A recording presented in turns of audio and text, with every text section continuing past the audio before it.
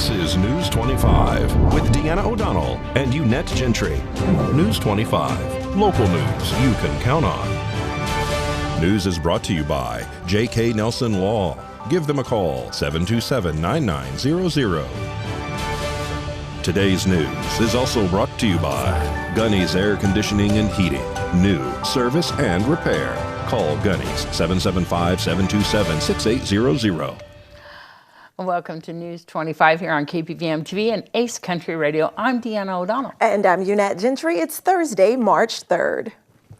Well, a man who worked for a prompt cleaning service is now under arrest, accused of stealing a client's checkbook and writing a forged check. Brad Francis reports.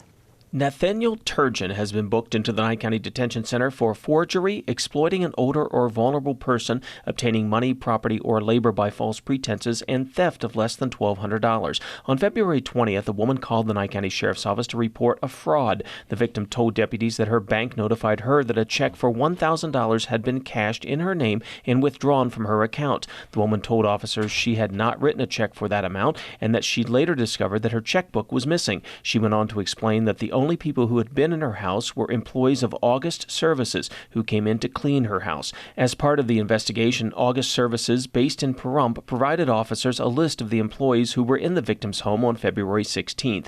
Deputies say when they spoke with Turgeon, he stated that while cleaning the woman's home, he stole her checkbook and fraudulently wrote a check in her name for the amount of $1,000 to purchase an RV. Turgeon went on to tell deputies he then gave the check to his friend to cash. That friend confirmed Turgeon had given him a check to deposit into his bank account. The friend told officers that he believes the funds are in his account, but he cannot access it because his bank closed his account. The sheriff's office doesn't say if it has since been able to recover the stolen money.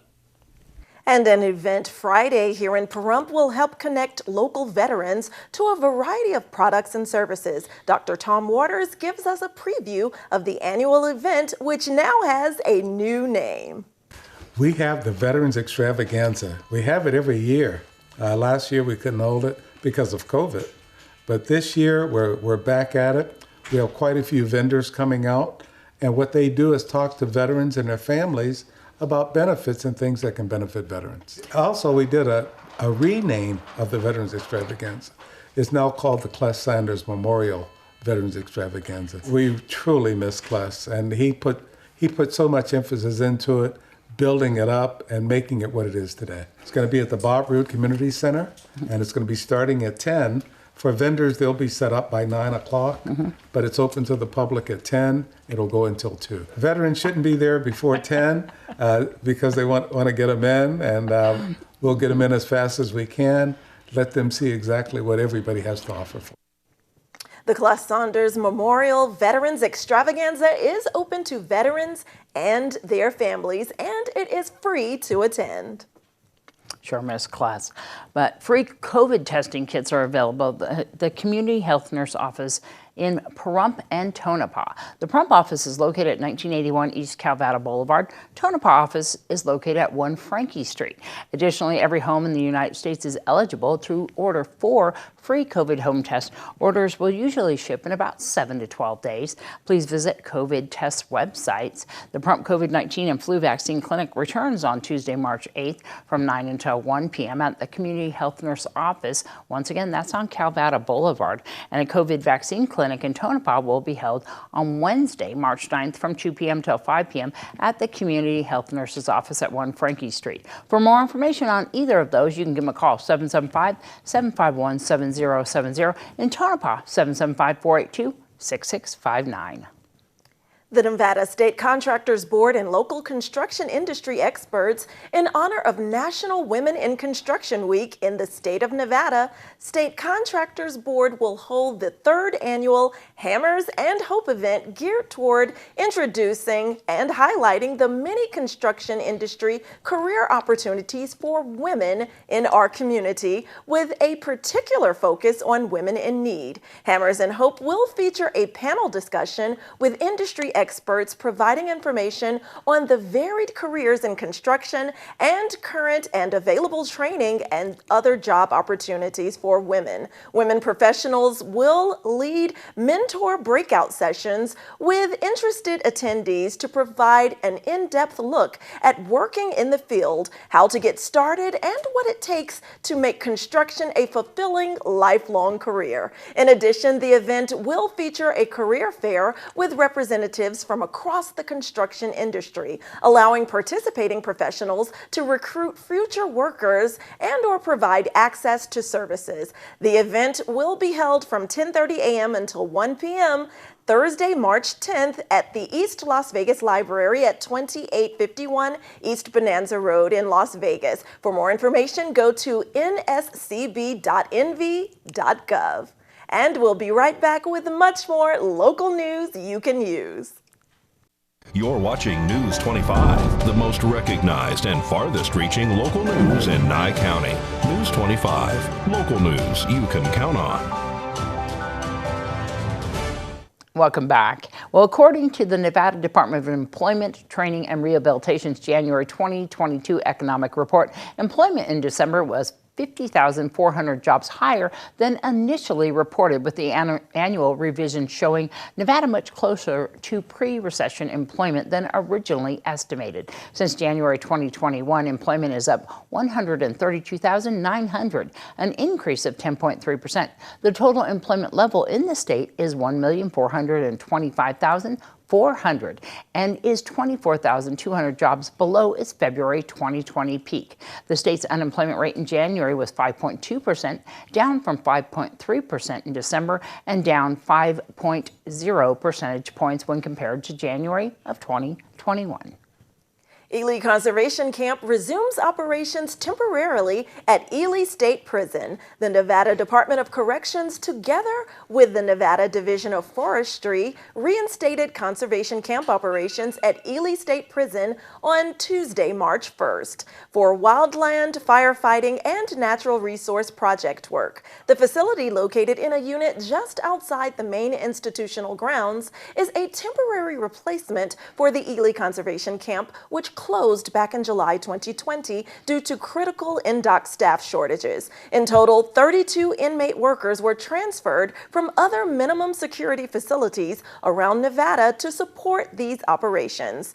More inmates will be assigned to the facility when more staff become available. In-dock and NDF houses more than 12,000 persons with felony convictions in 18 facilities statewide. For more information, you can visit www.doc.nv.gov, and this work will help conserve habitats and ecosystems while providing important inmate worker skills and certifications as they transition back into society. Well, many restaurants and churches are getting ready to host fish fries again now that Lent is officially underway. And while fried fish sure is delicious, it's important not to eat too much of it, Unette. Beth Cherkosny, a registered dietitian with Cleveland Clinic, explains why.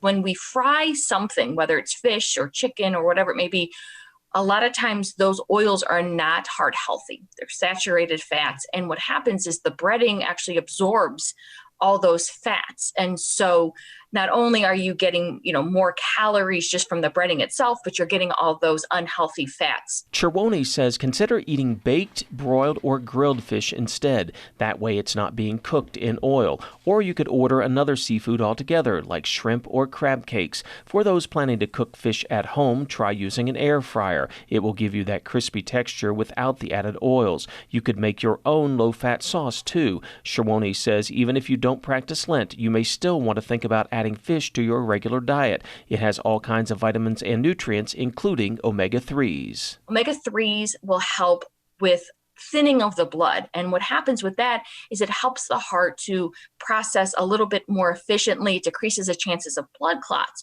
So not only is it going to help reduce your chance of having cardiovascular risk and having that plaque formation that can cause strokes and heart attacks, but it also helps decrease blood pressure overall. So what's a good fish to eat as a beginner? She recommends something on the mild side like tilapia, cod, or walleye. They're the least likely to have that classic fishy flavor. Yes, Dana, you're right. Myself and my family, we love our fried fish, especially on Fridays. So let's make it healthier with an air fryer, no deep frying. And I promise to be healthy and not skip my annual medical checkups. And if you're doing that, you might want to reconsider skipping your medical appointments as well. Because in today's Medical Minute from Spring Mountain Medical, nurse practitioner Marquita Arajo talks about the importance of those doctor visits. This Medical Minute is brought to you by Spring Mountain Medical, healthcare the way you've always imagined it. Hi, I'm Marquita Arajo with Spring Mountain Medical, your hometown health and wellness provider. Today I'm going to talk about getting an annual checkup. In our busy lives, we often ignore signs that our body gives us about our overall health. Most of the time, these are small things that our bodies overcome with proper diet and exercise. Sometimes our bodies are signaling a call for help. Either way, getting an annual checkup is a way of maintaining your health and ensuring that you're on top of issues that may limit your lifestyle or make you susceptible to further disease. If you've been putting off an annual exam, today is the day. Come see me or one of our providers and we'll make the experience pleasant, personal, and professional. You owe it to yourself. I'm Marquita Arajo, and this has been your Medical Minute brought to you by Spring Mountain Medical. Thanks so much, Marquita. Yes, thank you for that health news, and we'll be right back with much more important information for you here on News 25. You're watching News 25, brought to you by Mountain West Lawyer, Injury Attorneys, 727-9500. News 25, local news you can count on. Well, there's a lot happening in local sports, including the big NASCAR race event this weekend in Las Vegas. Doug Ferber joins us now with all you need to know.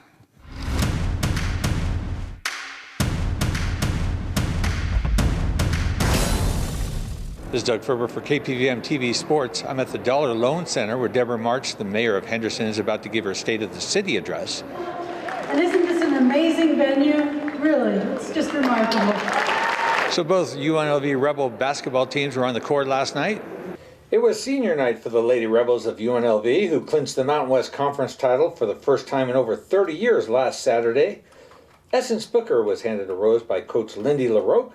However, playing their final game of the season at Cox Pavilion, the UNLV Lady Rebs just couldn't seem to take control of their Reno rivals, who managed to pull away in the final quarter, including a 14-4 scoring run with 8 minutes to play to record a 71-64 win over UNLV. Desiree Young and Alyssa Durazo-Frascas scored 14 apiece to lead the Lady Rebs, who play their first conference tournament game next Monday at noon.